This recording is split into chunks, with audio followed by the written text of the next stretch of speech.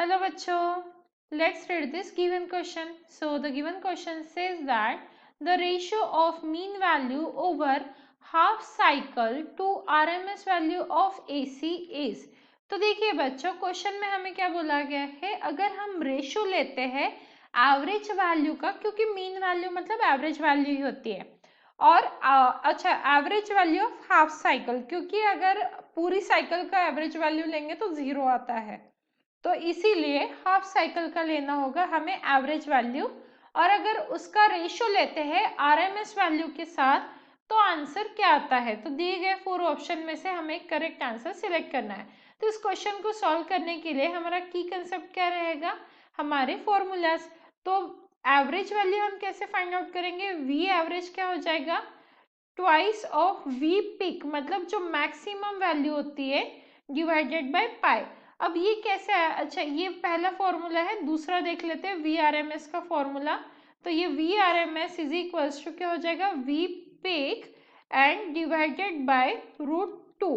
अब देखिए ये जो हम वी पिक लिख रहे हैं ये क्या है, और हमने यहाँ पे पाई और ये 2 क्यों लिया है। तो सबसे पहले एसी की अगर हमें साइकिल शो करनी है तो कुछ इस तरीके से हम शो करते हैं, जहाँ पे ये हो गया पॉजिटिव और ये हो गया नेगेटिव हाफ साइकिल, और ये कंप्लीट पॉजिटिव और हाफ मिला के, पॉजिटिव और ये जो नेगेटिव हाफ मिला के ये क्या बन जाता है, पूरी एक कंप्लीट साइकिल।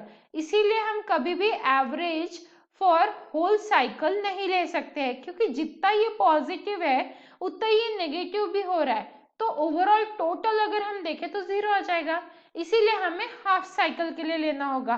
तो हाफ साइकिल मतलब हम क्या कंसिडर करते हैं, पाई बाय 2 पे, क्योंकि ये हम पाई कंसिडर करते हैं। और वी पिक क्या होता है, ये जो मैक्सिमम वैल्यू मिल रही है ये वैल्यू हम कंसिडर करते हैं एज अ वी पिक। तो ये हो गए हमारे फॉर्मूलाज। अब हमें क्या करना है, इनका रेशियो लेना है। तो क्या हो जाएगा हमारा, V average is equals to twice of V peak by pi, और वी आर एम एस क्या है, वी पिक बाय √2।